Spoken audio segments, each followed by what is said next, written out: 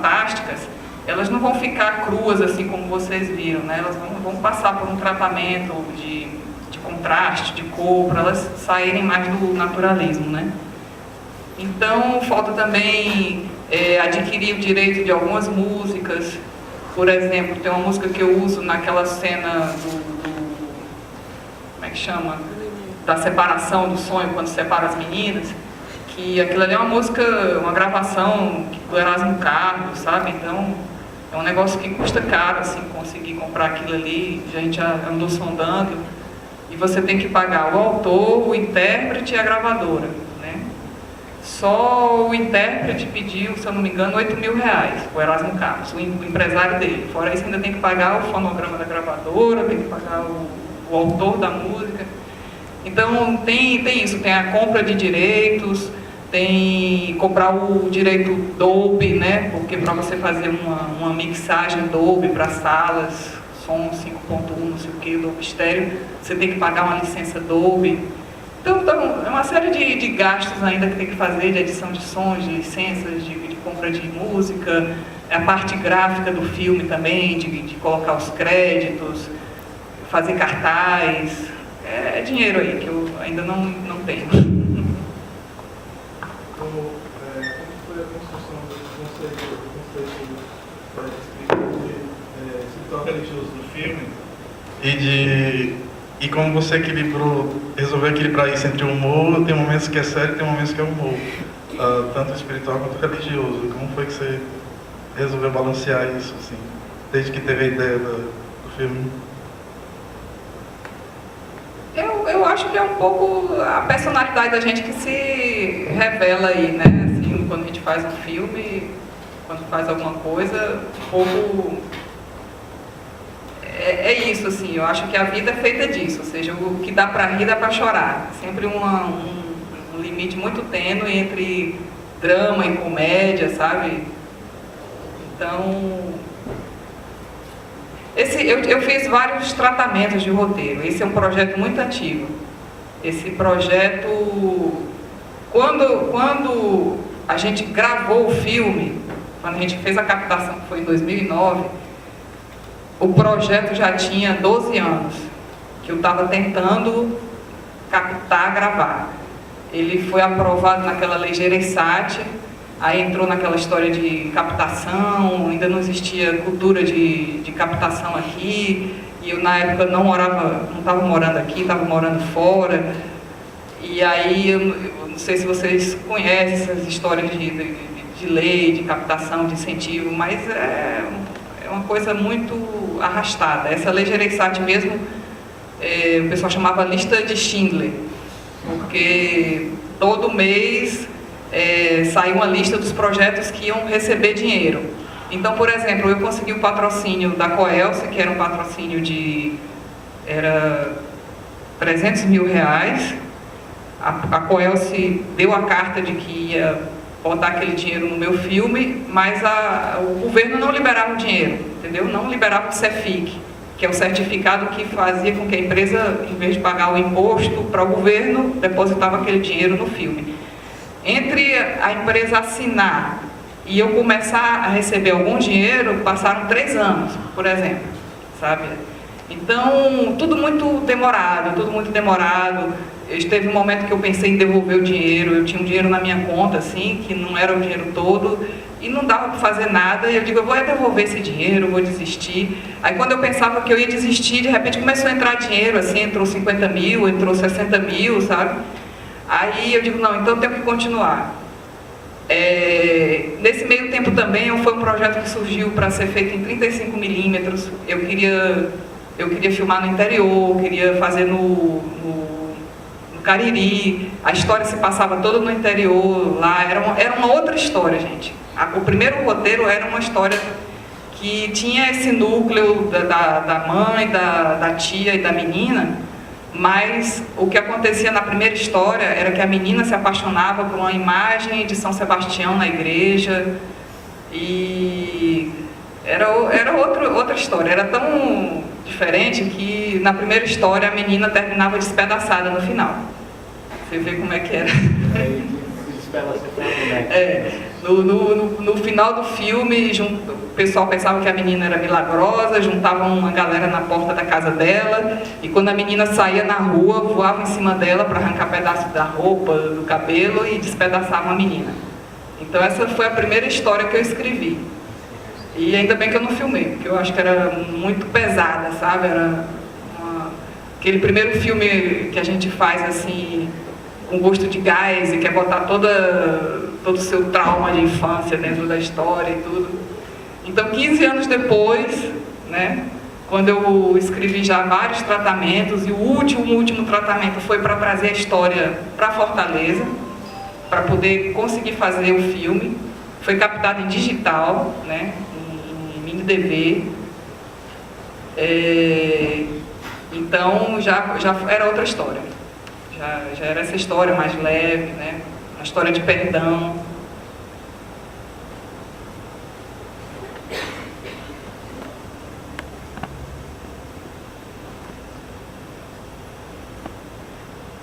É difícil falar, na verdade, assim, falar do que precisa ser arrumado, na verdade. Mas assim, o que é em primeiro lugar, assim, é a delícia de ver, pelo menos para mim, pessoalmente mesmo, assim, a delícia de ver esse trabalho. E desejar de todo o coração, assim, que vocês alcancem a finalização. Que bom. É encantador, assim, desde os primeiros momentos e com a certeza de que, nossa, eu vou gostar desse filme antes mesmo de chegar na metade dele, sabe? E isso é bom, obrigado. Obrigada pelo incentivo, sim. Por exemplo, tem uma cena que eu sempre fico na dúvida se mantém ou não mantém.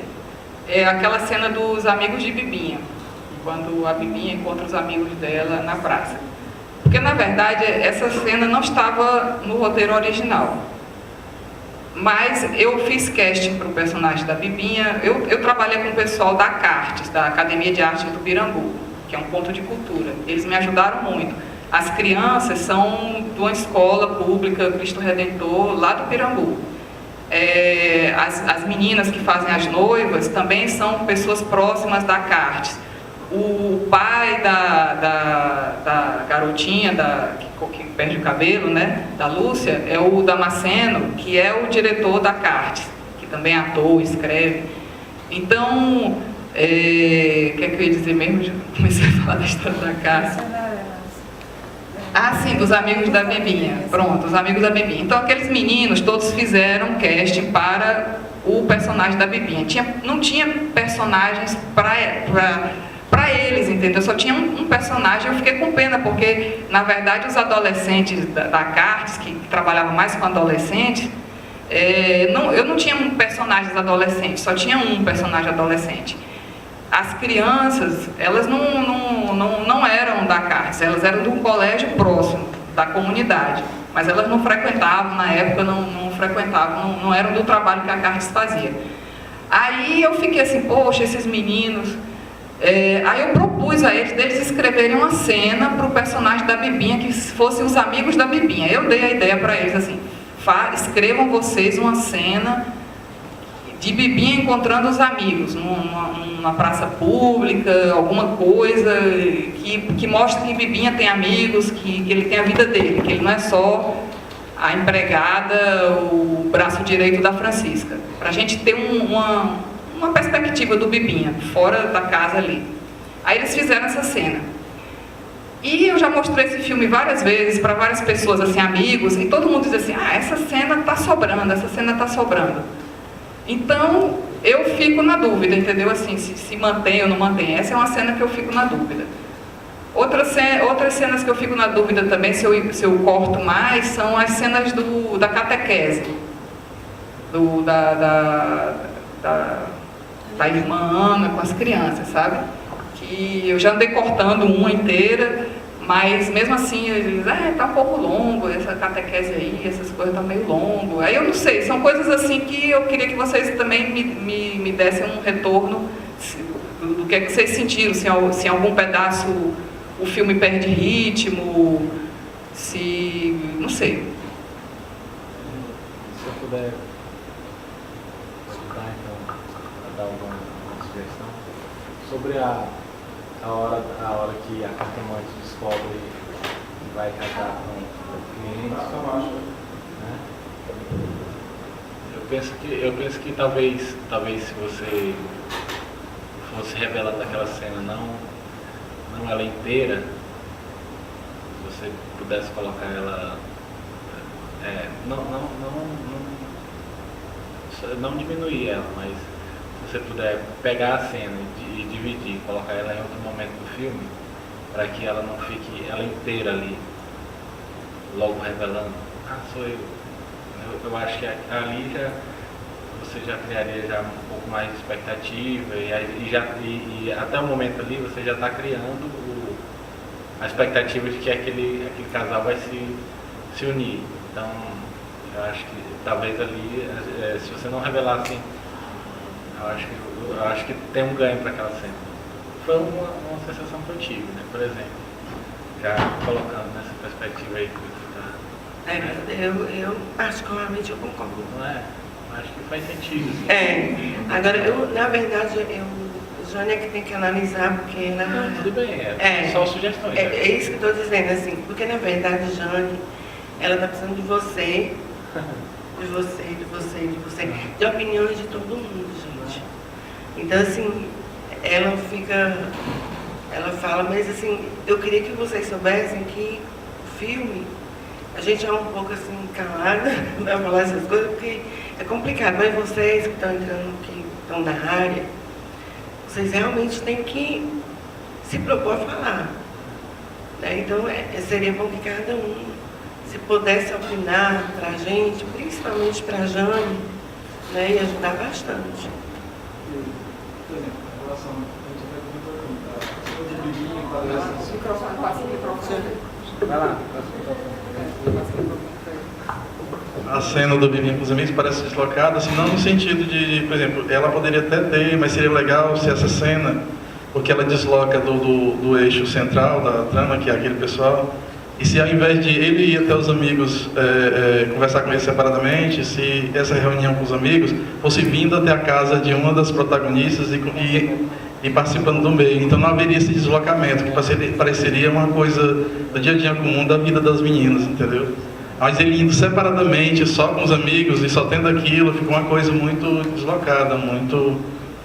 sabe? Agora, se mantivesse a cena deles, mas só que puxasse para um cenário junto com as meninas, aí eles conversando na sala, brincando, se vestindo, enquanto a mina costura ou alguma coisa assim, eu acho que... Aliás, a costura não, a que faz os cabelos, né? Que eu não decorei os nomes, mas... A Francisca. Aí não pareceria deslocado, assim, se tivesse... A realidade é o seguinte, eu não posso refilmar nada nesse momento, né? Então, a modificação que eu posso fazer é estrutural, no sentido de, às vezes, mudar uma cena de lugar, que é mais ou menos o que ele estava falando, assim, aquela cena eu dividir ela e botar em outro momento, ou tirar, entendeu? Mas, assim, eu não tenho condições de refilmar, por exemplo. Até porque 3 anos se passaram, essas pessoas já não tem mais nem a mesma cara, né? Então, as meninas mesmo, elas já estão umas mocinhas hoje em dia, né? Então é isso, assim, e é uma coisa que qualquer diretor se depara com isso. Você tem aquele material, agora eu tenho que me virar com o material que eu tenho, né? Dá para mexer, mas assim, é dentro do que já está, dentro do que existe, né? Então, por exemplo, a cena da Bibinha não tem mais como fazer ela na casa de ninguém, sabe? Ou ela fica ou ela sai, mas não tem assim. Desculpa, eu estou aqui com o microfone, pedi para falar. Eu ainda não estou satisfeito com o final, assim, da maneira como termina, por conta das expectativas que são criadas em função de uma fala ou outra. A irmã, pelo desespero da irmã, assim, para mim fica numa expectativa. Achei um pouco demais o desespero dela. E aí fiquei numa expectativa de que isso se resolvesse de um outro jeito. Não só a questão do perdão, mas o fato da irmã e a outra irmã ter ido embora mesmo, vai embora, quer dizer, confirma que vai embora. Não gosto muito. Assim, termina ali e parece que ainda assim não terminou, assim, ainda está faltando algumas coisas.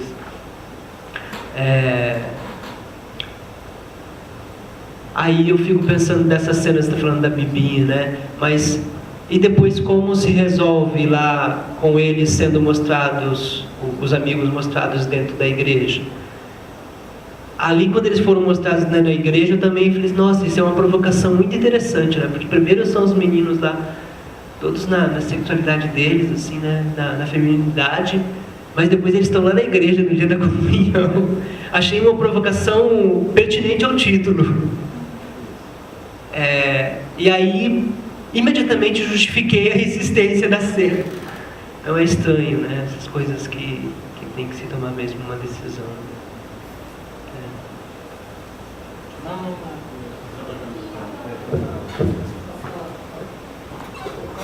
Eu acho assim que para eles aparecerem na igreja, eu não preciso justificar antes, entendeu? Porque na igreja vão os familiares, os amigos, ou seja, não podem estar ali na igreja, sem eu ter mostrado antes. Só o fato de eles estarem perto da Bibinha, a gente já sabe, já são amigos dela, são os conhecidos, foram lá e tal. Tem uns 2, 3 finais ainda no material fruto. Oi, Jane. Eu assisti a segunda vez o filme hoje, tive o prazer de assisti-lo pela segunda vez.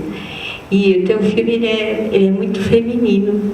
E eu fico feliz que as meninas tenham demonstrado a força delas ao invés daquela primeira história que tu tinha pensado, né? Então acho que ali, né, nesse enquadramento final da foto da menina, né, com a mãe atrás, ela que sustenta a mãe. Ficou muito bonito.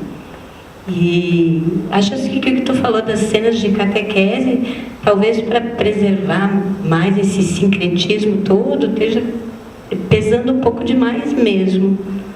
Mas tem uns trechos que são imperdíveis, ali das crianças conversando com a professora tem uns que são excelentes, né? Tu não pode deixar passar. E as bibinhas eu já tinha uma opinião sobre elas. E acho assim que até quando alguém aqui colocou a questão dessa cena, a tua ideia era muito boa, quer dizer, ele tem uma vida fora do trabalho. Só que essa cena que ficou é como se essa vida que ele tem fora do trabalho, de forma alguma ela tem cola com a outra parte, que é tudo que a gente viu dela até esse momento. Então, eu acho que não fecha muito mesmo.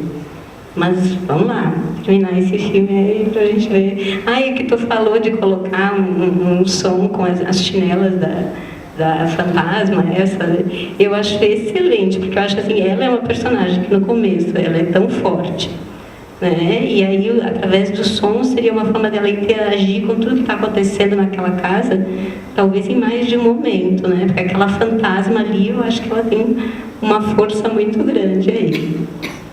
Vamos lá. Você falou que você deixou para os meninos escreverem a cena deles, não é? E eu imagino que a cena final deles participarem tenha sido ideia sua, né? Então eu penso que assim, se você tivesse pensado em colocá-los dentro da igreja, eu estava pensando aqui em uma missa, talvez teria enquadrado eles assim dentro do contexto geral, né? Se eles apareceram na comunhão, poderiam ter aparecido discutindo sobre o CD. Eu pensei em uma missa, entendeu? Que a irmã Ana, né, estivesse presente também, porque seria uma forma de ligar. Eu achei que meio que resumiu a vida da Bibinha, de certa forma, e dos amigos dele, somente aquele ponto, né? Há uma questãozinha de poucos minutos e a vida da Bibinha é aquela, de ser empregada e se envolveu com o CD tudo bem. Outra coisa, eu não pode ter passado, mas eu não percebi o final que a Lucy, né, tava juntando o cabelo para a peruca dela, né? Ela chegou a juntar uns cabelos lá do salão, a mãe dela reclamou, né? Mas eu não vi o final, assim, não acho que não, né, se ela desistiu, ela não conseguiu a peruca, eu não tô ficando, né, doido. Ela não conseguiu a peruca, mas também não desistiu da peruca. Não. E em relação a fantasma da senhora, que eu não lembro o nome dela, da fantasma, nem sei se o nome. Adelaide, não sei. Enfim, ela realmente era uma presença muito forte no início do filme. Aí ela foi, tipo, eu pensei, ela foi comportada por você, digamos assim, não sei, né? Pronto, né? Teve uma conversa com a Marília, teve uma conversa com ela e ela se aquietou ali. Eu não percebi mais a presença da fantasma dentro da casa. Como se ela tivesse exorcizado, tá, vamos conversar, ninguém vai fazer nada aqui, é a casa da senhora, tudo bem, beleza, beijos, tchau.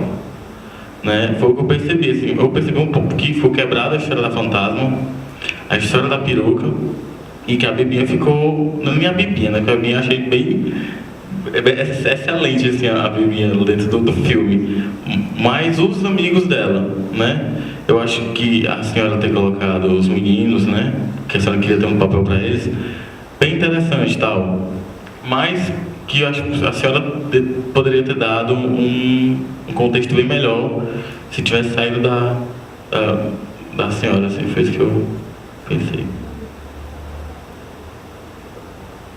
Com relação a fantasma, eu percebi no decorrer do filme que, por mais que ela não tenha um final aparente, que é como se a presença dela começasse a influenciar na vida das crianças próximas a ela, que é uma presença que sai da casa. Tanto é que quando a menina vai à praia e ela escreve o nome na areia, é o nome Adelaide. E a barata, ela mata com a chinela da senhora, mesmo já sendo depois da conversa. E depois ela mede a neta da velha. É como se a presença dela passasse a ser um mero espírito e passasse a ser um ser influenciador. Achei muito interessante isso. Agora, com relação à peruca, realmente fica faltando alguma coisa. É como se ela tivesse perdoado, mas e o cabelo? Ela desistiu da ideia? Ou... Porque às vezes o perdão não arremete ao fim da história. Outra coisa que eu tinha pensado em falar, mas eu acho que eu falei demais, não falei o que eu queria falar. Elas nasceram pregadas pela perna, né? Uma ligação muito forte, física, elas vieram separar depois de grandes, não foi? Então acho que elas devem ter vivido experiências muito íntimas, assim, só delas duas, né? Que mostra algumas cenas delas andando, brincando, andando com os pezinhos iguais, assim, e tal. E depois dessa separação, eu não sei se foi o que a senhora quis passar, assim, mas a mãe da Lúcia, não, a mãe da outra lá, a minhazinha, ela ficou com sequela na perna, isso, né? Que tem um aparelho, mas a outra não ficou, né? E eu meio que percebi, achei um pouco exagerado, eu acho, como ele falou, que quando houve a separação, ela derramou, assim, né? Foi um drama. Porque eu acho que ela era muito dependente da outra irmã dela, né? E no final, a cena que ela até comentou que, pela foto, é como se ela estivesse sustentando a mãe dela, eu imaginei que é como se ela estivesse substituindo, de certa forma, né, a irmã pela filha, né? Ela não é casada, então acho que o porto seguro que ela tinha na irmã, né, que de certa forma parecia ser bem mais madura, mesmo fazendo coisas que ela não concordava, como a história do gelo, né? Que ela falou que estava fazendo uma coisa que a irmã dela não gostava. E a ideia era realmente essa mesmo, de dependência da irmã, e depois jogar essa dependência para a filha, assim, a ideia foi essa, eu entendi direito, não sei se eu entendi direito. É mais ou menos isso mesmo, assim, eu não queria colocar assim, adultos perfeitos, na verdade eu queria colocar exatamente a fragilidade desses adultos, né, que devem servir de referência para crianças que estão crescendo. Porque eu, quando era criança, eu me decepcionei muito com os adultos. Eu queria que os adultos fossem o máximo, né? E depois eu comecei a achar que todo mundo era muito bocó, todo mundo era muito... A começar pelos meus pais, né? Então, é um pouco isso. Eu queria retratar essa fragilidade e essa loucura das pessoas que são supostamente adultas e que estão aí vivendo suas loucuras diante dos olhos das crianças, que também não são tão anjinhos inocentes. As crianças também têm suas vontades, suas... Né? Quando a menina diz que matou a mãe, né? Pinta as coisas dela de preto, matei minha mãe, não sei o quê. Então, na verdade... Então é um pouco isso, assim, quem é forte, quem é fraco, quem precisa de uma ajuda, quem não precisa. Então, o personagem da mãe da menina, ela realmente é um personagem que é para ser uma pessoa antissocial, uma pessoa que não quer sair de casa e que a interface dela com a rua era a irmã, né? A irmã é a comunicativa, que vai para a rua, que vende as coisas. O personagem dela nunca é visto fora de casa, sempre dentro de casa. A única vez que ela sai é para a primeira comunhão da filha, e mesmo assim ela nem entra na igreja, ela fica lá do lado de fora, vendo de longe, né? Então, é isso mesmo, é uma pessoa estranha, é uma pessoa que não gosta de gente, que ela só gosta da família dela, ela não gosta de multidão, ela trata bem os clientes, as pessoas que vão na casa dela, que são os clientes, ela é carinhosa, é acolhedora, mas ela não quer saber de rua, digamos, é uma pessoa muito fechada e tal. Então, a história da peruca, eu acho assim que é realmente assim, não, a menina fica ali catando cabelo, eu acho que a menina já foi meio que contaminada pelo universo da mãe, de salão, de cabelo, de aplique, de peruca, entendeu? Então ela já tá catando cabelo ali, já não é nem mais para a peruca dela não, sabe? Já é para algum projeto dela de repente fazer peruca para boneca, ou... Não explico muito, sabe? Mas na verdade ela entrou em contato com um novo mundo. O fato da mãe dela cortar o cabelo dela para vender, ela ir atrás de um lugar onde vendem peruca. Então, na verdade, uma coisa que era a princípio um trauma, foi abrindo novos mundos para ela, né? E ela pode estar ali catando o cabelo porque é isso mesmo, ela é filha de uma cabeleireira, tem alguma coisa genética ali de gostar disso, né? Posso falar? Primeiramente eu gostaria de falar que eu gostei muito do filme, muito interessante. Uma cena que me deixou intrigado foi com relação à parte de produção, né? Mais identifico. Foi a cena do corte do cabelo da menina, né? Se aquela cena foi montada, se ela realmente aconteceu, o corte no cabelo da criança, e como foi o processo para convencê-la a cortar. Então assim, no cast, né, eu já avisei que tinha um personagem que ia ter o cabelo cortado. E essa menina que foi escolhida, ela de cara disse, eu quero o personagem. Ela não tinha um cabelo grande, o cabelo dela era aqui, mais ou menos no ombro, e o que a gente fez foi um aplique, né? Ela usava no início do filme, o cabelo natural dela foi tingido, porque ainda tinha esse outro detalhe, a mãe também usava a menina como cobaia de tintura, né? Então o cabelo dela não é uma cor natural, é um vermelho, né? Um acaju. Não sei se vocês perceberam, mas é um cabelo tingido. Então a gente tingiu o cabelo da menina da mesma cor do aplique. Ela começa o filme com um aplique longo, né? E aí na cena, que tinha que ser take único mesmo, né?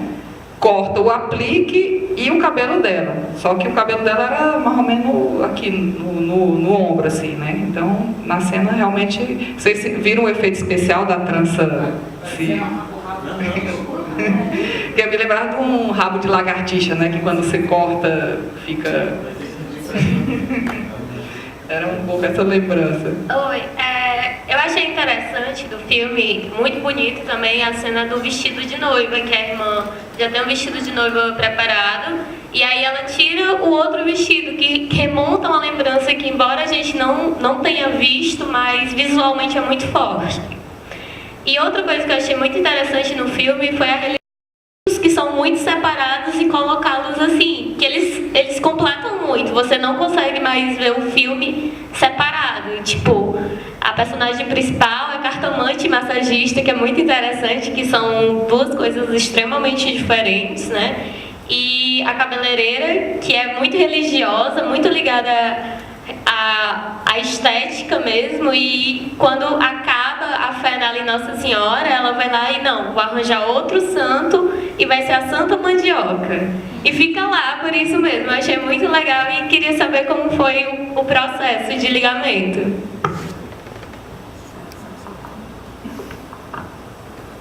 Como é que é o nome? Natasha. Na verdade, eu sou taróloga.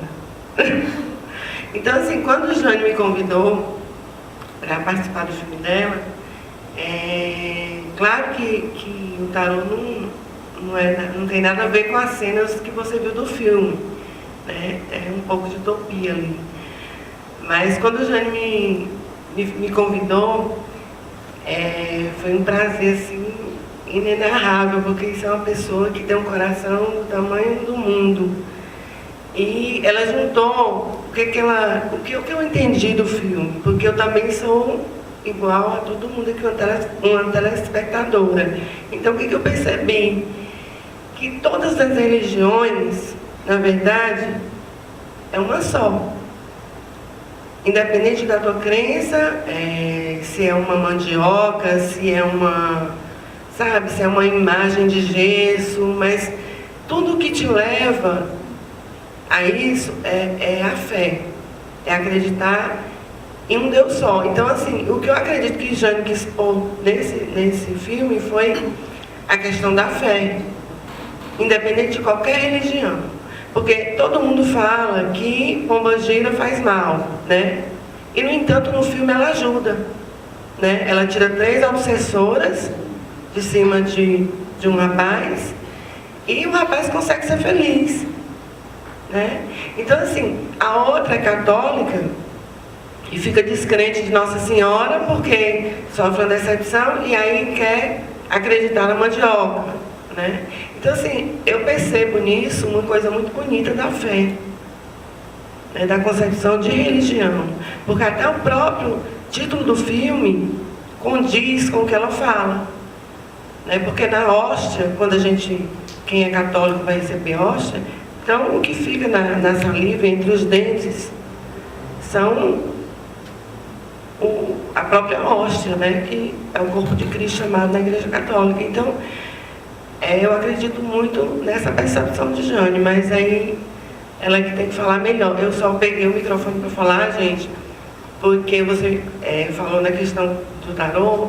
Eu queria até falar para vocês que, na verdade, esse é o meu trabalho.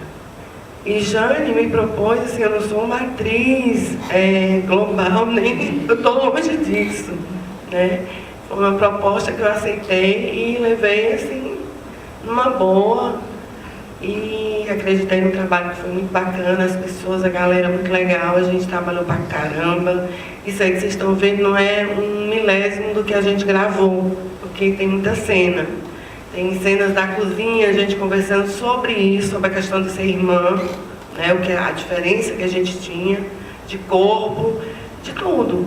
E, então, assim, foi muito bacana, sabe? Eu estou aqui também prestigiando uma amiga que me deu uma chance de estar aqui conversando com vocês, mas foi muito, muito bacana. Eu queria dizer para vocês que é muito bom trabalhar nessa área, sabe? É muito trabalho, mas também é muita diversão. Porque se vocês viram aquela cena da telha, eu não conseguia me assustar. Jane, você tem que se assustar. E a telha caía, eu ficava. Quando eu me assustei literalmente, eu saí correndo. Então, assim, são coisas que marcam a gente, né? Tem cenas ali que eu não vou esquecer nunca, sabe? Foram coisas muito bacanas, fora o make-off que ficou, muita coisa que eu peguei, assim, da gente fora do filme, assim, a galera conversando, os meninos brincando, então, assim, é muito bom, muito bom. Você já havia feito algum trabalho de atuação? Nunca. Nunca. Mas é como o Jane diz, a gente tem que ser natural, né? E a percepção que ela passou para mim é que eu tinha que ser natural. Vocês estão ouvindo minha voz, é a mesma coisa. Eu sou isso aí, né? Eu converso. A gente tem que se ligar na história e captar o que o personagem quer passar para as pessoas. E é isso que eu queria dizer, gente, que vocês que estão entrando na área, gente, é muito bacana, viu? Curtam, porque é sensacional. Você que já entrou na área, né? Eu entrei, mas... Mas essa coisa da religião, eu acho que é a maneira brasileira de encarar a relação com o divino. Eu acho que é essa mesmo, assim. Eu acho que, inclusive, a Umbanda, né, que é considerada a religião tipicamente brasileira, ela tem uma quantidade de divindades, Nossa Senhora, Jesus Cristo, Preto Velho, Índio, Caboclo, povo da rua, povo do Egito, povo do não sei aonde. Então, eu acho que é do brasileiro mesmo essa informalidade em relação à religião, aos divinos, né? E, por exemplo, a minha mãe, quando ela era jovenzinha, ela pegava, para conseguir alguma coisa do Santo Antônio, acho que era do Santo Antônio, tomava o Jesus dele. Acho que é o Santo Antônio que fica segurando o menino Jesus, aí ela tomava o Santo Antônio, dava cascudo nele, na frente do Santo Antônio, dizia, olha, se você não fizer o que eu quero, ele vai tomar muito cascudo, e dava cascudo no menino Jesus. Então, é o jeito da gente lidar com os santos, é isso mesmo, assim, eu acho que é esse, assim, com a religião, a gente é muito informal, sabe? E eu coloquei como eu vejo as coisas, não foi difícil não, eu vejo desse jeito mesmo, assim, tudo misturado. Eu já queria saber uma coisa, sinto ali na atuação, no núcleo, por exemplo, estão as duas irmãs e a menina, uma diferença grande com os outros nessa coisa do jeito dos atores falar, né? Tem uma coisa, não sei, me senti como meio declamação nos outros atores. Isso foi intencional? É o estilo do pessoal lá do grupo? Ou você não se preocupou com isso? Como é que tratou essa história? Olha, na verdade, os atores não tiveram a chance de ensaiar. Essa foi uma produção muito como é que se diz? Na guerrilha. Na guerrilha, exatamente. Eu acumulei muitas funções porque não tinha dinheiro. Esse filme foi gravado em 5 semanas e eu tinha no banco R$120 mil para fazer esse filme. Para pagar atores, técnicos, direção de arte, figurino, tudo, né? Alimentação, transporte, alugar locação. Então, assim, a preparação do filme, eu acumulei muitas funções, né? De produtora mesmo, né? Procurei locação, fiz casting, fiz produção de figurino, fiz produção de locação, fiz um monte de coisa. A pessoa que assumiu a direção de produção entrou no filme 1 semana antes da gente começar a gravar. Eu passei tudo para ela, uma louca corajosa, amiga de Recife, a Cecília. Estava de férias e eu digo assim, quer passar suas férias trabalhando num longa de guerrilha? Ela veio. Micaela também, que eu convidei Micaela porque tive a possibilidade, a promessa de que ia conseguir um dinheirinho do BNB, e eu digo, então eu posso tentar contratar um diretor de fotografia, porque eu estava achando que eu ia dirigir e fotografar, porque eu não tinha mais dinheiro para contratar ninguém. E aí, com esse dinheiro do BNB que entrou assim, de última hora, que a promessa de que ia entrar esse dinheiro, aí foi que eu pude convidar a Micaela, que também trabalhou por um preço simbólico, mas esse preço simbólico era um peso no orçamento. Pude alugar um carro a mais para filmagem, para transportar figurino, essas coisas. Então os atores não tiveram a chance de ensaiar. Eles foram para o set com o roteiro que eles tinham recebido, que eles leram, e o ensaio aconteceu sempre assim, antes de fazer a cena.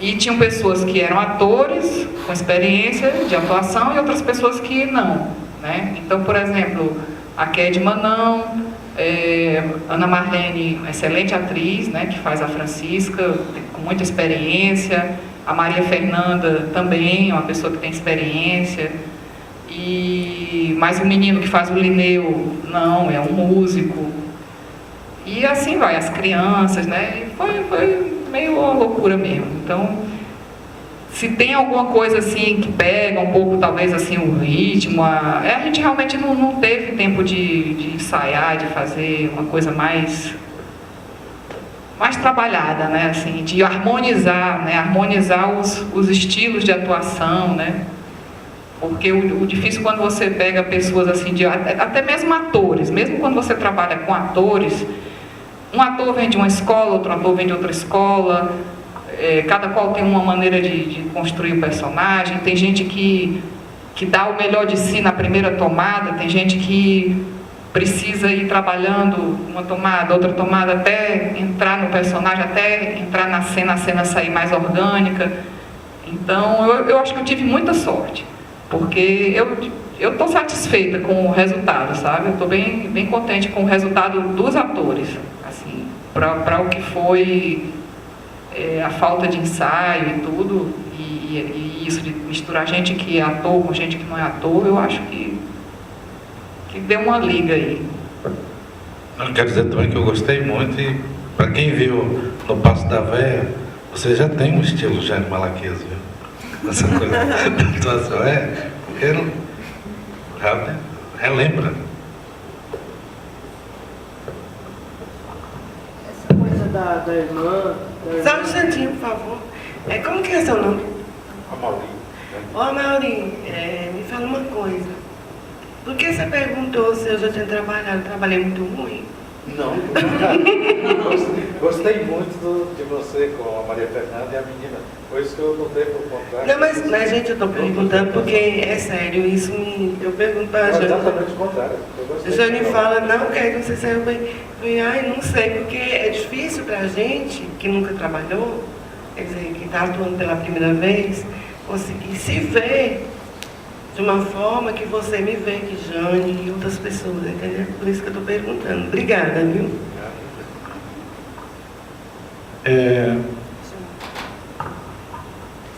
Começando pelo que o Gilberto falou, que o filme realmente ele tem uma intimidade com a gente, né? A gente fica confortável em assistir o filme.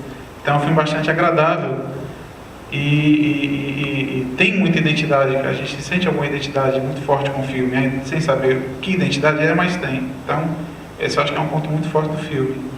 Com relação ao começo do filme, o fantasma, acho que ele é muito marcado pela forma como é enquadrada a cena.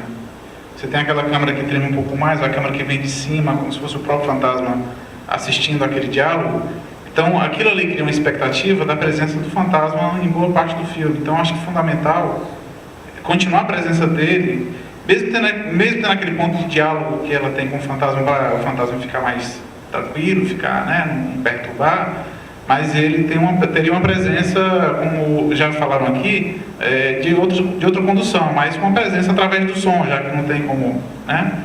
Eu acho que seria fundamental para dar essa continuidade daquela presença na câmera, continuar com o som, né? Eu acho que ficaria muito legal. A Turma da Menina realmente ficou deslocada, na minha opinião. Eu acho que não ficou... Talvez, por ter uma cena de um ligeiro desentendimento, com depois algum entendimento no final... Talvez ela pudesse ser recolocada naquele ponto do filme que você coloca o perdão como um elemento importante. Não sei se ele cairia bem ali, mas se fosse cair bem, seria ali, eu acho. Porque ali tem uma discussão e um perdão na sequência. Ou não sei se a cena poderia ser quebrada, um desentendimento e mais na frente o perdão, não sei. Aí teria que ver com um pouco mais de... né? E as cenas também, a gente não teve acesso às cenas que tu tem que não estão no filme, né?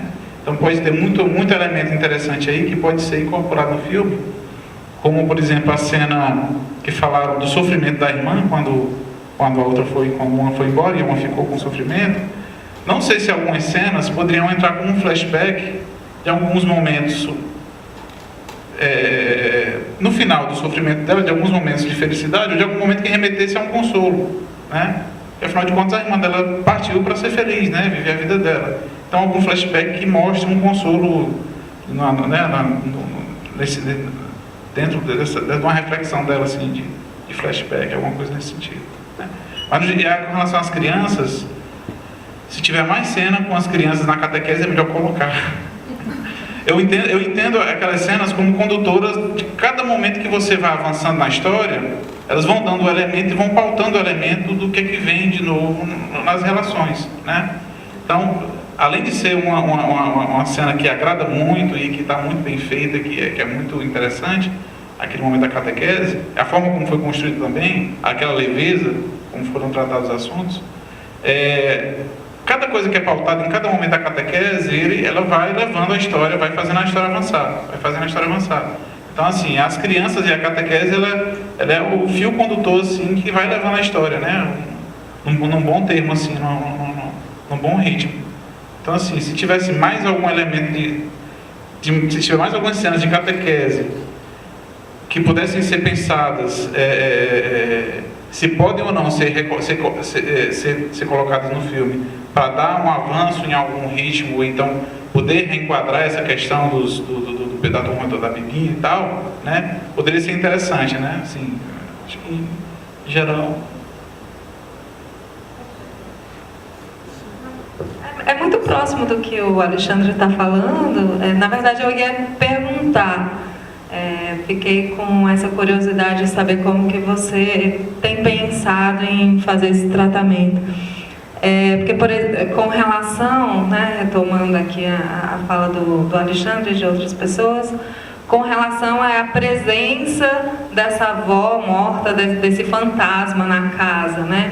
Porque, por exemplo, eu fiquei pensando que o coração de pedra, que é uma simbologia muito forte, fiquei pensando se você está planejando algum tratamento especial para a aparição desses corações, quer dizer, de trabalhar isso nesse processo de pós-produção, né, ou tratamento sonoro, ou algum efeito, alguma coisa, ou outras coisas que possam surgir, né? Mas assim, principalmente na questão desse coração de pedra, que eu acho um achado muito bonito, né? Uma casa que tem um coração, né? Isso é uma coisa muito bonita, e eu fiquei assim, imaginando que poderia ser explorado mais, né? Talvez com som, ou talvez com algum tipo de tratamento, né?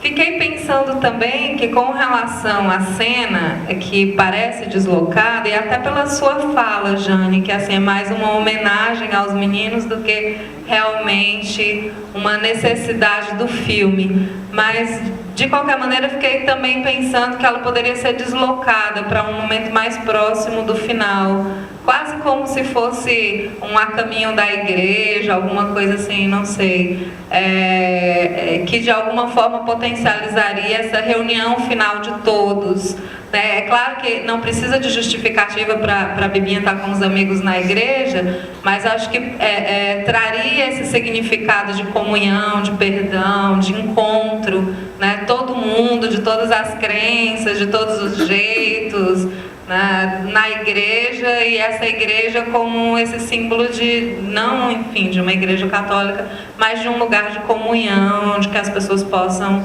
né, se encontrar. E também fiquei muito curiosa de saber se você tem alguma alternativa de final. Não sei se você tem cenas sobrando ainda para repensar esse final ou não, né? Não sei. Porque eu acho que a ideia de comunhão e do perdão, que está também na sua fala, é mais potente do que o que a gente vê. Entende?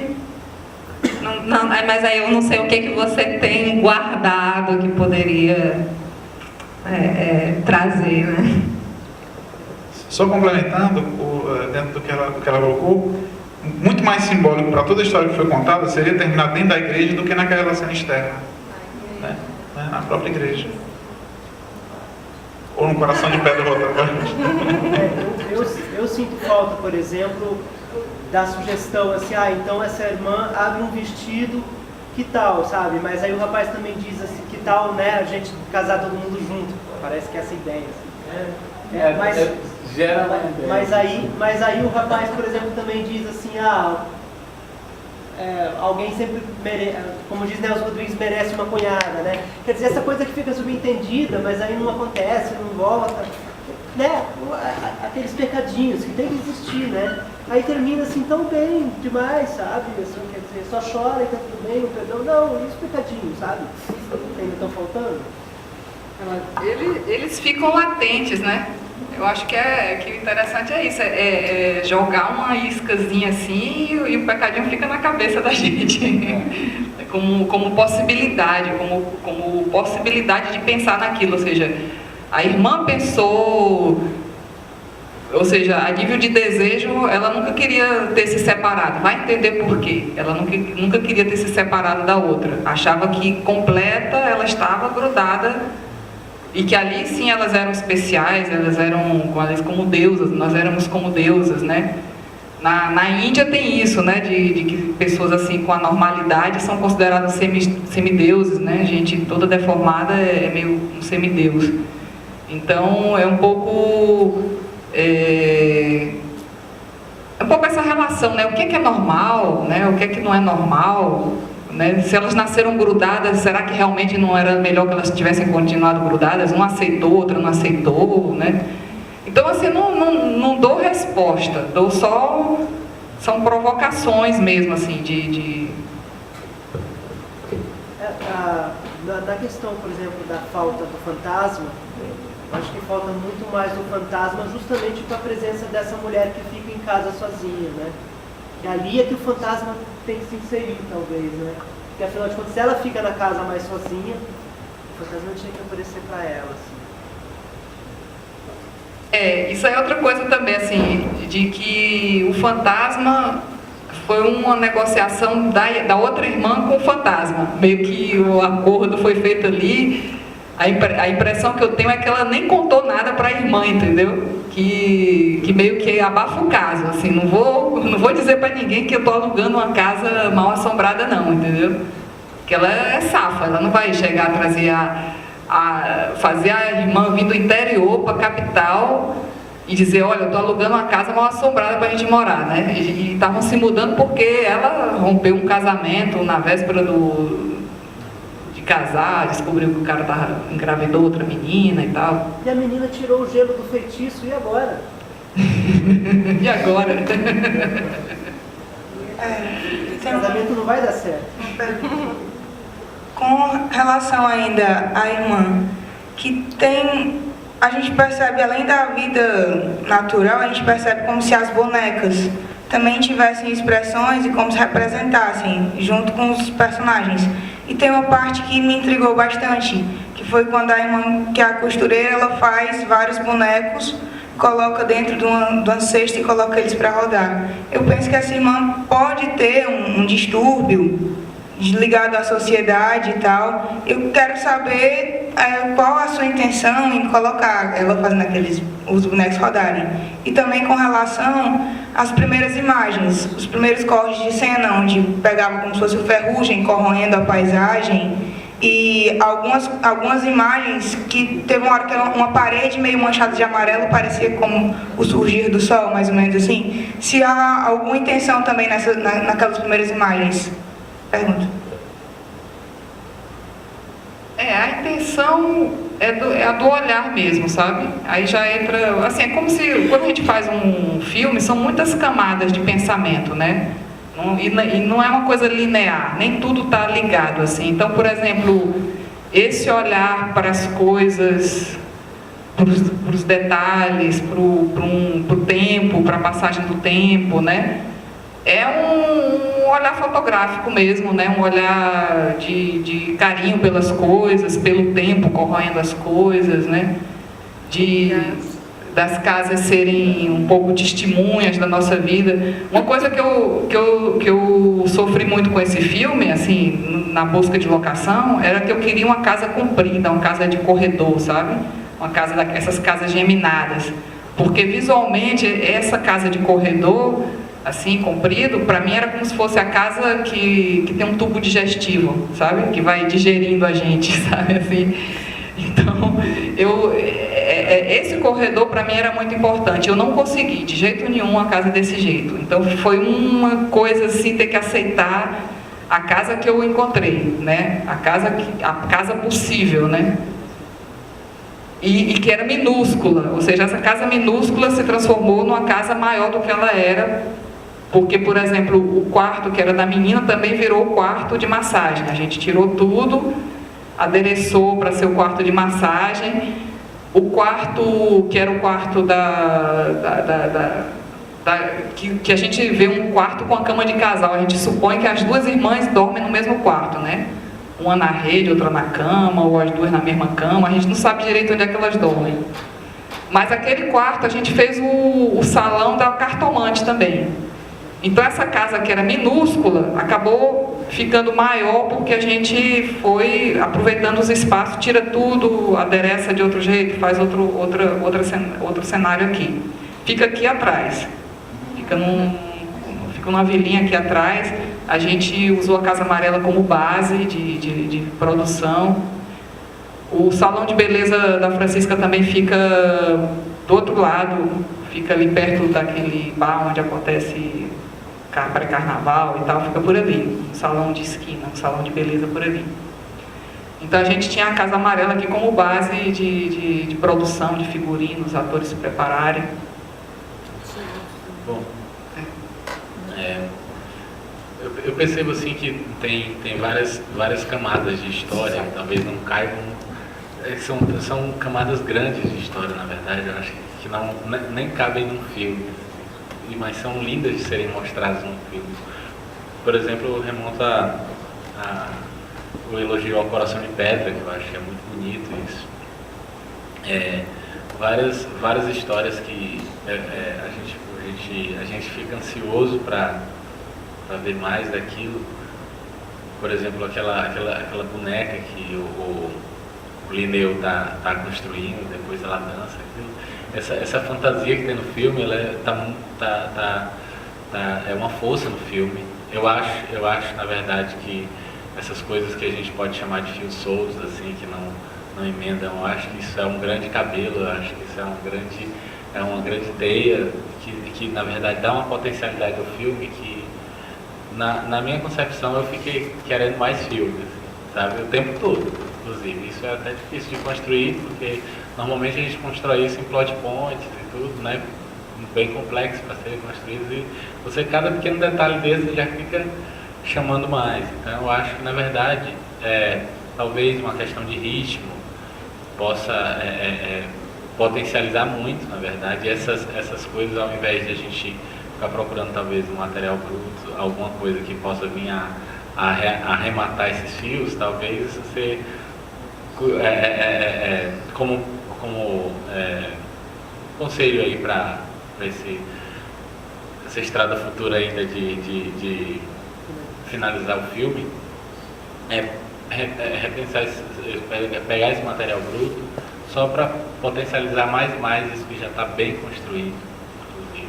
Né? Claro que a gente percebe que tem algumas coisas que podem ganhar mais vida, mas eu acho que isso com respiro na hora certa, com potencializar, acreditar em determinadas coisas e manter elas, acho que isso vai ser uma coisa que vai agregar um filme que já é muito bom, né? Assim, que já tem uma ludicidade que não vem do irreal, mas é uma ludicidade que vem do que a gente vê todo dia, que é memória de infância, que é luz da manhã, que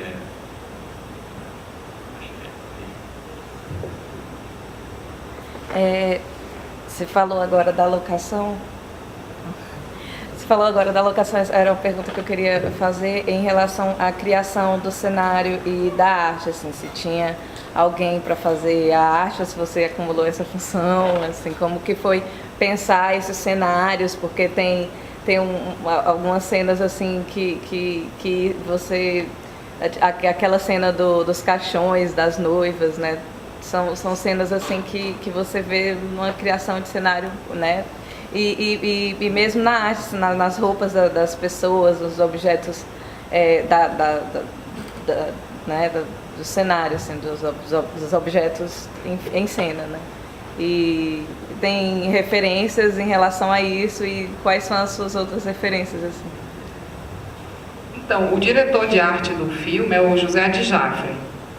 Ele foi importantíssimo, porque assim, é um grande amigo, e eu acho que eu não teria conseguido fazer esse filme se não fosse ele topar fazer a direção de arte do filme, sabe? Porque, primeiro que ele já tinha muita coisa na casa dele, a gente aproveitou muita coisa do que ele tinha, sabe? Que ele tem um acervo, né? Ele faz cenografia para balé, para teatro, para grandes eventos. Então, por exemplo, aquela poltrona da Pombagira com uma forma de chama, ele tinha essa poltrona em casa, ele só fez enfeitar ela um pouquinho, mas era um objeto que ele já tinha na casa dele. Que mais? Aquele espelho grande, com aquela moldura gigantesca, que ela fica se olhando no espelho, assim e tal. Aquilo era coisa que ele já tinha em casa, era acervo dele mesmo. Então, ele foi muito criativo mesmo, sabe, assim, de aproveitar. A gente comprou muito móvel no Emaús, figurino também no Emaús, baratíssimo. Praticamente eu mobiliei essa casa toda no Emaús, assim, com, sei lá, você chegava lá, comprava uma cama por R$60, uma cadeira por 10, sabe? Foi o que salvou figurino e objetos. Tem muito objeto meu também, sabe? Muita coisa minha, assim, de produção, de pessoal, de objetos da minha casa que eu levei. Aquelas imagens todas de Umbanda são minhas. Algumas bonecas, coisinha, bibelô, sabe? Um monte de bibelôzinho, roupa minha, ó, os brincos aqui, ó. Esses brincos, depois de menina eu tô usando. Então, assim, tinha roupa, peguei roupa da minha mãe, roupa dos meus sobrinhos, Kedma levou roupa dela também, ou seja, foi uma produção. Tem a figurinista Andréa Monteiro, ela é pernambucana, que fez toda essa harmonização, né, de um monte de roupa que eu fui jogando em cima dela. Olha, isso aqui eu comprei não sei aonde, isso aqui eu comprei não sei aonde. E foi remodelando, foi adaptando, tingindo, escolhendo, sabe? Fez um trabalho, mas realmente houve uma pré-produção de figurino bem grande, que foi o que fiz mesmo, de comprar roupa em brechó, conseguir roupa de amigo, roupa da família. E o Adjafre, que fez um excelente trabalho de direção de arte. Eu acho a direção de arte desse filme fantástica. Assim, a senhora comentou que a gente bota no filme, acho, muito das nossas vivências, né? Você comentou um pouco da decepção com os adultos e primariamente com seus pais, né? Eu não sei se eu... Desculpe, a loura da festa, da boneca, é minha mãe, e o padre é meu pai. O padre que faz a missa é meu pai. Ah, tá. Aí eu não sei se eu percebi, acho que foi o que eu percebi como ideia central, assim, um ponto em que as pessoas elas perdem a inocência. Assim, porque eu pude perceber em cada adulto uma fragilidade, né, do marido ali, e uma ligação muito forte com objetos, né? O marido, eu vi uma relação marido-biscoito, uma coisa muito forte ali que a mulher quebrou e jogou fora, né? A Francisca com o cabelo, com as imagens, né? Cada personagem eu percebi que tinha uma relação com um objeto. O músico, né, que você falou que é músico, com aquela boneca, que eu imaginei que, como ele teve 3 casamentos frustrados, eu imaginei que aquela seria uma tentativa de construir uma mulher que não iria frustrar ele, que no final das contas acabava dando pesadelos, que eu me assustei com a cena, seu vídeo, meu Deus, que é isso, esse homem deve sofrer, bichinho. E, né, o acompanhamento que realmente a catequese, né, não sei como é que se chama, que dá ao filme, dá uma continuidade muito grande ao filme, que aquele meninozinho que fala que quer ser ateu. Eu falei, gente, uma criança nessa idade sabe que é ateu, já toma conhecimento das coisas. Então, e no final, a cena final que eu acho que é imprescindível. Eu acho que se o filme terminasse dentro da igreja, eu ia sentir muita falta. Eu acho que a cena final da mãe e da filha, né, principalmente a parte da fotografia, né, é imprescindível no filme. Eu acho que sela o filme de certa forma. Eu só não entendi a parte que elas olharam pra gente, né, fez tipo um vingar de um Leviosa que mexeu um negócio assim e o plano entrou, né. Mas a partir daquele ponto, a filha também já cresce e toma uma responsabilidade. A filha que tem o cabelo cortado era inocente, né? Tinha um cabelinho. A mãe cuidava do cabelo, né? Tinha aquela proteção que minha mãe também tinha quando eu cortava os cabelos pequenos.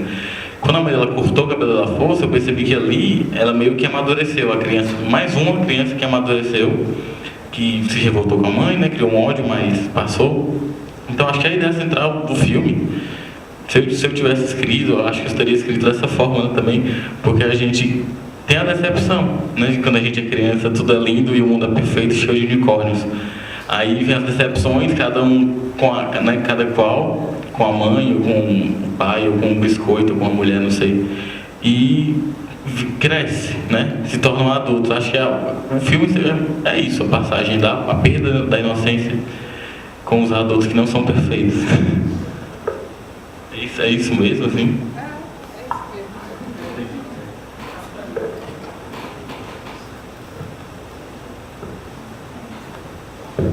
Mais uma vez, eu e os cabelos. Sobre a cena dos cabelos, que a mãe leva uma mala cheia de cabelos de tranças para aquele homem. Fiquei confuso. Por que ele compra cabelo de criança? Fetiche é esse? Tem alguma coisa? Pois é, né? Existe um comércio de cabelo, né? Existe um comércio de cabelo. Os cabelos de criança, eles são mais procurados porque o cabelo de criança é mais vivo, mais lindo, mais sedoso, né? Existe esse comércio. Como é que se diz? Não inventei nada. Inclusive existe roubo de cabelo, né? Assim, de gente tá andando na rua, esse pessoal que é evangélico, que não corta o cabelo, aí vem lá um motoqueiro, mete a tesoura, já vi vários casos de... né? Então, assim, e aí é uma maneira sutil também de falar de pedofilia, né? De abuso da infância, porque você vende o cabelo de uma criança para alguém, o que aquela pessoa vai fazer com aquele cabelo? Sei lá o que ela vai fazer, entendeu? Ela pode fazer uma peruca, ela pode se masturbar com o cabelo, com a trança do cabelo, fazer o que ela quiser. Então era uma maneira de criar um incômodo, sabe? Uma perversão, é uma coisa assim de perversão mesmo, assim, de...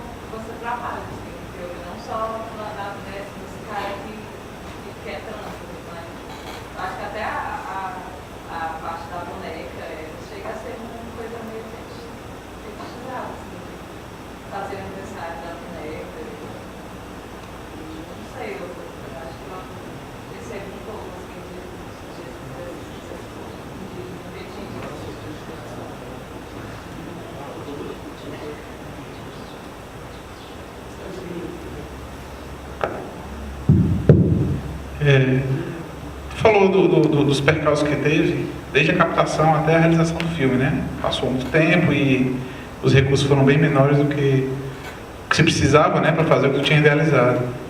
Toda essa etapa aí de pré-produção, desde a captação até chegar à produção do filme, tu deve ter sido tolhido em muitas coisas que tu tinha planejado e do que tu tinha idealizado, até com a estética do filme, que forma tu ia fazer. Podia falar um pouco pra gente como é que tu ficou prejudicada num estilo que tu queria imprimir, ou numa forma que tu queria dar ao filme? Como é um pouco esse processo de você ir perdendo capacidade de executar o que estava querendo realizar, essas adaptações, como é que isso enriquece, isso traumatiza, isso... né? Assim, como é que foi essa tua experiência, né? No que é que prejudicou, no que é que colaborou em algo novo que tu achou no meio do caminho, assim, O complicado quando você tem um projeto que demora tanto assim de fazer, é que você muda, e aí você não se identifica mais com o projeto inicial, né? Então aconteceu isso comigo, assim, chegou um momento que o roteiro que eu tinha, a terceira versão de roteiro que eu tinha, eu já não me identificava mais com aquela história, sabe?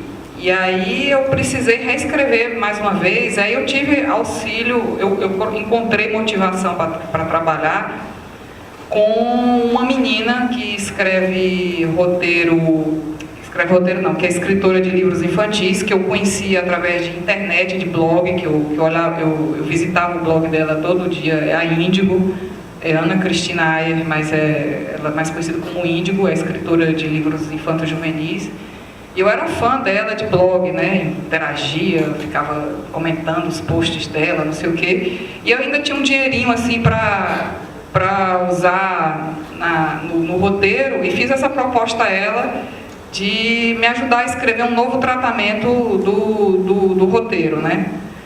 E aí eu fui para São Paulo e durante uma semana a gente ficou discutindo, reestruturamos a história, a escaleta da história, né, juntas, e depois por e-mail eu ia escrevendo uma parte, ela ia escrevendo outra. A gente reestruturou a história de cenas, fez uma nova escaleta, né, só a escaleta do que ia acontecer na história.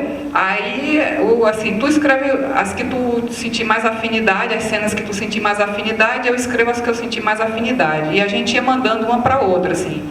Escrevi tal cena, ela mandava para mim, eu mandava para ela, né?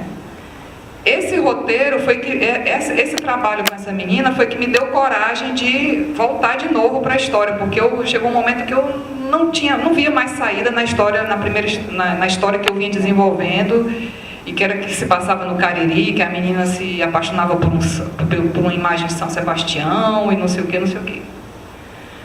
Que quando eu trabalhei com ela, ainda tinha essa imagem de São Sebastião, engraçado, mas já virou uma coisa diferente. Então, por exemplo, na versão que eu escrevi com ela, não eram irmãs, eram duas mulheres que tinham uma relação, elas eram namoradas e escondiam isso da menina. Para a menina, elas fingiam que eram irmãs. Mas a menina já tinha sacado tudo e chegava um momento em que a menina botava as duas contra a parede, assim, tipo, vão ser felizes, se casem, não sei o que, entendeu? Tinha esse momento nessa versão que eu escrevi com a Índigo. E tinha a história do vestido, um grudado na outra, das duas noivas, né? E essa ideia do vestido grudado foi uma ideia da Índigo, que surgiu nessa versão do roteiro. Só que ainda era uma história que passava no interior, Quando eu resolvi filmar com o dinheiro que eu tinha, eu tive que reescrever de novo. E aí foi uma nova história. Elas voltaram a ser irmãs, eram as pessoas que vinham morar em Fortaleza, aí tinha a história da casa de fantasma e tal. Já é um novo roteiro. É um novo roteiro, não é mais assim, não ficou praticamente nada do tratamento que eu tinha feito com o Índigo. Mas foi muito importante essa colaboração, no momento em que eu me sentia totalmente desestimulada já com o processo todo, né? Você perguntou o que é que acontece. Acontece que você inventa de fazer um longa, a gente termina uma escola de cinema. Aí a gente acha que só vai ser cineasta de verdade quando tiver um longa. Ou fotografar um longa, ou dirigir um longa, né? Meio que o longa é a maior idade do cineasta, né? Só vou ser um cineasta de verdade na hora que eu fizer um longa. Hoje em dia eu já penso diferente, assim, sabe? Como diretora de fotografia, por exemplo, eu prefiro trabalhar em curta, porque o curta, se é bom, é rápido, e se é ruim, é rápido também. Você, em uma semana, você já fez, já botou o dinheiro no bolso e tchau. E longa, você fica prisioneiro de um trabalho durante, com sorte, 5 semanas, né? Mas pode ser 3 meses, pode ser muito tempo. E o tempo que você passa trabalhando num longa-metragem, você não tem vida própria. Você não consegue ler um livro, você não consegue ir ao cinema, você não consegue fazer nada. Você só consegue trabalhar no longa. Acordar às 5 horas da manhã, dormir 10 horas da noite. Então, hoje em dia, eu não tenho a menor ilusão laboral em relação à longa-metragem. É legal você dizer, eu estou com longa. Mas, do ponto de vista de investimento pessoal, eu prefiro fazer vários curtas, sabe? E que é uma coisa que vai rápido e você ganha mais ou menos a mesma coisa por semana e tal, e tranquilo, né? E do ponto de vista como diretora, por exemplo, quando eu fiz o meu curta, o Passo da Véia, eu fiz um curta porque eu precisava mostrar que eu era diretora. Porque quando eu com currículo de diretora de fotografia, dizia que eu queria fazer um longa, ninguém ia botar dinheiro na minha mão sem saber quem era eu como diretora. As pessoas querem saber, sabe? Uma coisa é você ser diretor de fotografia, outra coisa é você ser diretor de cinema. Então não adiantava eu ter fotografado não sei quantas coisas, já ter mais de 30 filmes no currículo de diretora de fotografia, na época. As pessoas me cobravam, sim, e você como diretor, o que é que você fez? Então eu tive que escrever um roteiro de curta, fazer em 35, coloquei em edital, ganhei. E resultou que, nesse curta, no Passo da Véia, eu me vi assim, fazendo uma coisa que eu acreditava e dizia assim, esse curta tem tudo que eu acredito. Como pessoa, como cinema, como tudo. Tá tudo aqui. Isso deu uma esvaziada no longa. Eu dizia assim, poxa, o meu projeto de longa não está à altura desse curta. Esse curta, ele é redondinho, ele passa bem em tudo que eu quero passar, o que eu acredito como pessoa, está aqui. E o longa tá capenga, esse roteiro de longa não tá com a pegada, sabe? Então, assim, era difícil para mim ainda. Ou seja, depois do curta ainda ficou mais difícil porque eu olhava pro roteiro e achava ele ruim, achava que ainda não era legal, sabe? Então é isso mesmo, mas assim, o tempo é a coisa mais cara hoje em dia, né? Então, pelo menos o filme se beneficiou do tempo. Se beneficiou de um processo de amadurecimento pessoal, né? Por um lado, foi sofrido, né? Porque você se sente uma incompetente de passar tanto tempo para fazer um filme. Tem horas que eu me sinto assim, incompetente. De, poxa, tá todo mundo fazendo filme aí. O pessoal termina a faculdade, já faz um longa e eu tô há quantos anos tentando terminar esse filme. Mas eu tô assim, pelo menos já não é mais, já saiu do papel, né? Já saiu do papel, isso para mim já é uma vitória. Agora eu já estou podendo mostrar para as pessoas, né?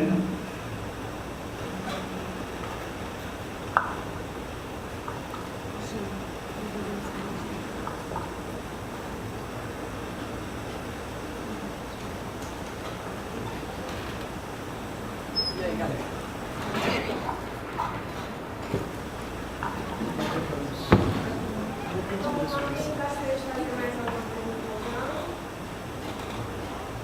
E vocês são alunos de audiovisual? Aqui, quem é aluno de audiovisual? Quem é do curso?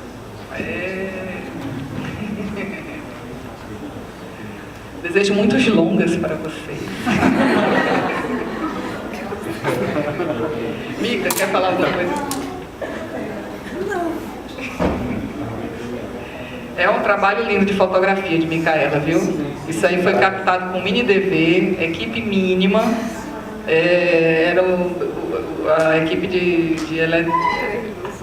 3 luzes, a gente tinha 3, 4 cabeças de luz para fazer esse filme e muito aproveitamento de luz natural, né?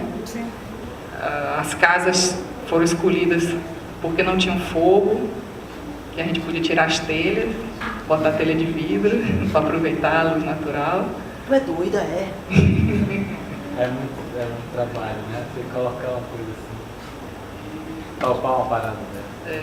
Mini DV, né? O pessoal que faz assim, saiu uma câmera nova no mercado, joga fora que tem e usa a nova, né? Então, eu acho que uma imagem de qualidade é uma câmera, é uma DVX-100B Panasonic, É uma câmera, a primeira modelo de câmera que fez 24 quadros progressivos, né? A câmera que fez a revolução do digital. Mas é uma câmera que já foi colocada na aposentadoria, né? Ninguém mais quer filmar com essa câmera. Na época mesmo que eu comprei, assim, eu poderia ter comprado uma câmera melhor, mas aí eu não ia ter dinheiro para comprar um tripé, um filtro. Então eu preferi comprar essa câmera que eu conhecia, já tinha feito vários curtas com ela, curtas que foram transferidos para 35, né? Eu sabia que era uma imagem legal, mesmo já tendo câmeras melhores no mercado. Mas consegui comprar um tripé legal, um tripé de câmera, uns filtros, umas coisinhas assim para ter um kitzinho bacana de trabalhar. E, por exemplo, a luz do filme, uma coisa que eu quero agradecer também, ele não está aqui, é o Ronaldo Nunes.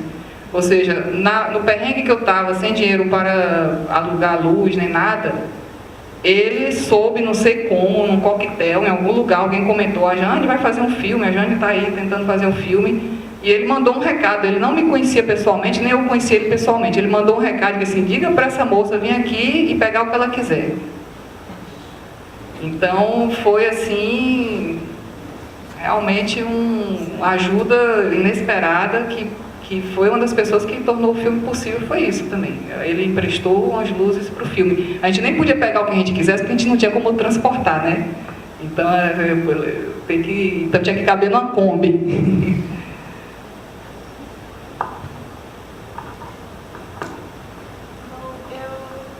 Gostaria, em nome do Cine Refluxo, agradecer a presença da Jane aqui, mostrando o filme dela, de grande generosidade. Parabéns pelo filme e obrigada pela presença de vocês. E é isso, a gente encerra a sessão de hoje e lembrando que na próxima semana a gente está de volta às 14 horas com mais outro filme e o debate logo em seguida. O filme da próxima semana é o Clube da Luta e o debate vai ser com os próprios alunos da UFC. Então é isso, obrigada e boa tarde.